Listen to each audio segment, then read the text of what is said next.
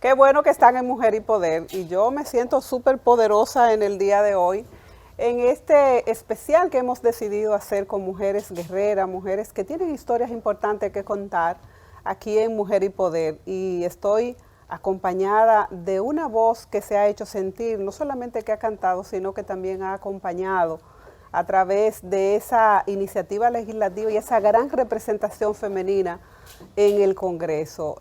Se trata de una mujer que me gustaría que ustedes conozcan su hoja de vida, pero es una hoja tan extensa y vasta que yo solamente me voy a limitar a decir que la invitada de hoy en Mujer y Poder es Iselsa Brito O'Neill. Si no le dice eso, más adelante sabrán de quién se trata. Y me gusta leer los currículos y la hoja de experiencia y de vida de las mujeres porque no han pedido muchas veces competencias y formación.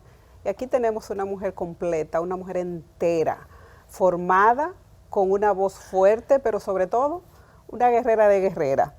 Conocida en el ámbito artístico como Juliana O'Neill. Bienvenida, querida. El Mari, nadie va a saber quién es esa. ¿De dónde viene? Cuéntame esa historia, porque es hermoso cuando podemos decir que nuestros nombres tienen una historia. De eso se trata, ponerles a los hijos y a las hijas esos nombres que les recuerden a sus padres, a sus abuelos, a sus tíos. Totalmente, totalmente. Primero que todo, darte las gracias por invitarme. Me llama mucho la atención el nombre del programa, Mujer y Poder. Así es. Porque para una gran parte de la humanidad son dos términos que como que no deben de ir juntos en una oración, pero estamos todas trillando ese camino para que en algún momento se nos reconozca nuestro esfuerzo, nuestro valor y nuestras capacidades. Así es. Que es lo más importante. Ya en el tema de mi nombre es Iselmari Brito O'Neill, todo el mundo me conoce como Juliana. Juliana es un apodo que me pone mi abuelo porque me cantaba mucho Juliana, qué mala eres, parece que yo era muy tremendita. Y en cuanto a Iselmari, es una... Creo que yo nunca lo había dicho, creo que es la primera vez que lo voy a decir. Bueno, una primicia. Cuando mi padre y mi madre eran novios, mi papá y mi mamá, en una salida, ellos unieron los nombres de mis dos abuelas, Iselsa y María. Y mi papá le dijo a mi mamá, si algún día llegamos a tener una hija, se va a llamar Iselmari. No, y por eso yo me llamo Iselmari, así es. Ay, qué hermosa, qué hermoso recuerdo Sí, cuando sí, los sí, pueden pensarnos y pensarnos y pueden desearnos. Así mismo. Mire, Juliana es la diputada más votada. ¿Qué se siente cuando tú tienes esa representación ratificada a través del voto de la comunidad a la que te ha elegido? ¿Cómo recibiste esa noticia? Porque yo creo que no todas las mujeres que están desempeñando un cargo público reciben esa reconfirmación de la sociedad de que quieren que les represente, y en esa gran mayoría, sobre todo en un área donde hay una población sumamente mayoritaria. Bueno, te puedo decir que para mí fue muy impactante. Primero, porque como mujer es un logro para mí. Y segundo, como mujer dentro de mi organización política, porque nuestra candidatura fue la más votada a nivel nacional por una mujer en el partido Fuerza del Pueblo. Eso me llena de mucho orgullo. Eso es un compromiso, sobre todo. Un peso para mí de seguir haciendo, de tener el compromiso de seguir haciendo las cosas bien y sobre todo del respeto que le tengo a esta labor y ver que la gente lo percibe y que la gente lo asume, o sea, la gente me asume ya como, independientemente del tema de la música, como su representante, y eso para mí tiene mucho valor. Mira, yo voy a leer porque no me voy a quedar sin leer esta hoja de servicio. No estamos hablando de una mujer que ha hecho una trayectoria social a través de la música, sino que ha sido una mujer que ha ido y aún en este momento está preparándose. Eso es lo que yo digo, que cuando las mujeres asumen este rol y este compromiso político, lo hacen desde la responsabilidad y desde ese ser social. Juliana cuenta con un reconocimiento de la sociedad dominicana por su destacada trayectoria de más de 15 años como intérprete y promotora del género que da la identidad a los dominicanos y a las dominicanas, el merengue. El merengue, así mismo. Declarado Patrimonio Cultural de la Humanidad y nos identifica donde quiera que se escuche un buen merengue. Yo creo que nos trae el recuerdo de esa conexión que tenemos con el suelo patrio. Hasta en China yo conocí dominicanos. No me digas. Dominicanos de en todos los lados y donde quiera hay merengue.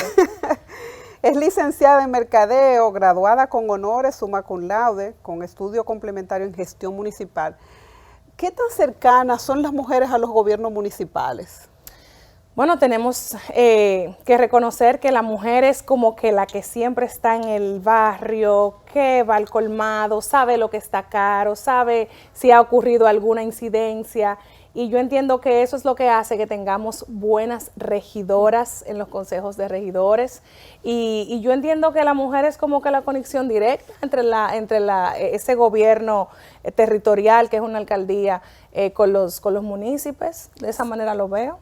Sí, hay una conexión muy directa entre la representación femenina y los gobiernos locales. De hecho, ese es el espacio donde tenemos más representación femenina. Sí, porque es lo que te digo, o sea, estamos siempre ahí en la comunidad y si tú te das cuenta, muchas de las regidoras que nos representan en los consejos son comunitarias, que han adquirido ese liderazgo a través de estar presente con los temas de los vecinos, los temas, las luchas que tienen las comunidades, o sea que entiendo que es una conexión muy fuerte que hay ahí. Juliana, me gustaría en esta conversación, vamos a ponernos cómodos en esta conversación personal, vamos a conocer a esta mujer. No solamente ya estamos hablando con una mujer que ha hecho una trayectoria larga en la música, estamos hablando de una mujer que ha asumido una vocería de manera responsable, que tiene una voz para aquellas mujeres y aquellos colectivos de la sociedad que no tienen voces. ¿Cómo das ese salto de la música a la política? Ay, un salto muy grande, que muchas personas, no, pero que ya Sergio lo había hecho Johnny, pero una mujer no. Exacto. Creo que soy la única intérprete de música como tal que ha incursionado en la política a nivel legislativo y que lo ha ejercido. Todo el mundo sabe mi historia, las batallas que me han tocado enfrentar. Y en esta última batalla, que fue sin duda la más fuerte para mí, incluso por un tema hasta de recursos económicos, recuerdo que toqué muchas puertas. O sea, mi seguro médico se agotó, tuve que ir a hospitales, fundaciones. Y recuerdo que en alguna conversación con alguien defendía con mucha firmeza al doctor Leonel Fernández y esa persona al parecer vio en mí algún tipo de capacidad para este rol y me dijo, mira, si te interesa la política, entendemos que tú pudieses ser una excelente regidora, una excelente diputada. Y yo, ay no, yo no quiero, yo no. La política no es lo mío. Uno siempre dice eso, y eso es un error del ciudadano, que siempre dice que no quiere nada que ver con política. Pero la política nos impacta en todos los aspectos de nuestra vida, todos los días. Entonces, básicamente, llega a mí esa oportunidad y yo dije, cónchale, pero si yo que he pasado por una situación de salud y por un tema de recursos y de poder lograr conseguir mis medicamentos y soy artista, soy conocida, puedo llegarle a un presidente, puedo llegarle a un senador, puedo tocar la puerta de una institución. ¿Y qué hace el dominicano de a pie? Que cuando le dan su diagnóstico ni siquiera entiende lo que tiene.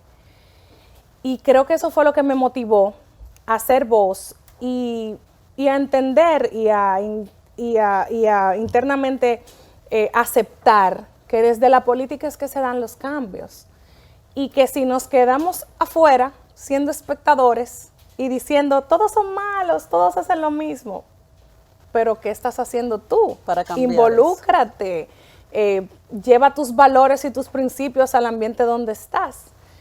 Y te puedo decir que yo acepté esa candidatura y ahí mismo se da la ruptura del doctor Leonel Fernández con el Partido de la Liberación Dominicana. Mira, la oferta sigue en pie en el PLD, no sé qué. Yo me voy con Leonel.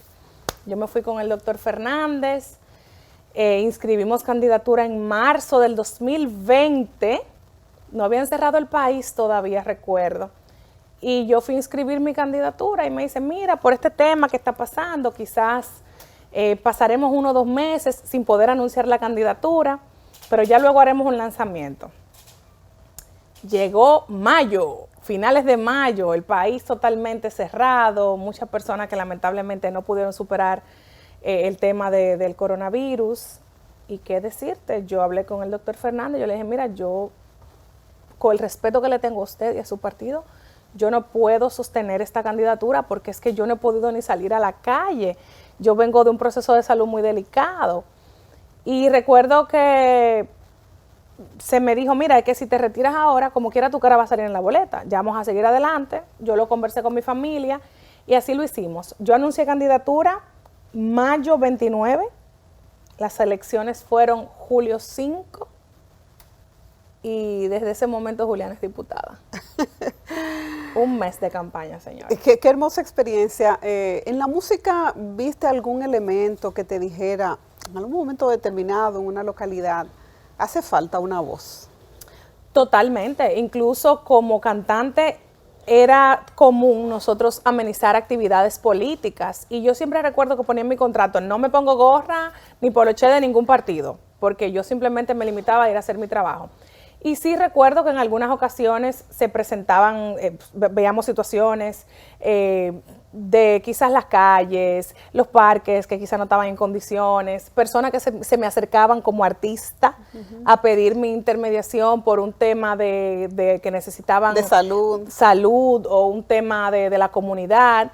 Y siempre de alguna manera, siempre me preguntan, ¿y cuál es la diferencia entre artista y política? Yo digo que al final la diferencia es muy poca. Y la conexión con la comunidad es la misma. Tú tienes la conexión con las comunidades. Cuando yo era artista, igual, yo hacía el servicio social. Sí.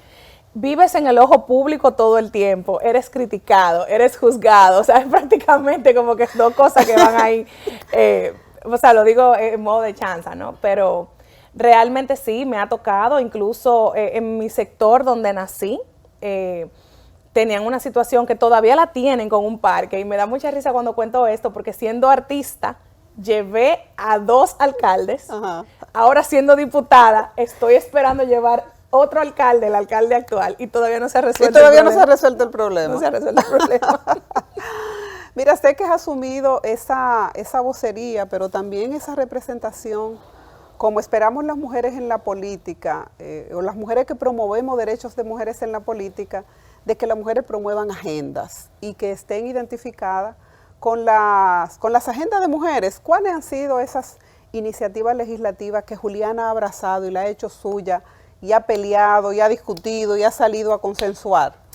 Bueno, un tema que tengo ya 5 años luchando esperando verlo materializado algún día. Es una ley que es como mi ley insignia, que es la ley que crea el Programa Nacional de Cáncer Hereditario.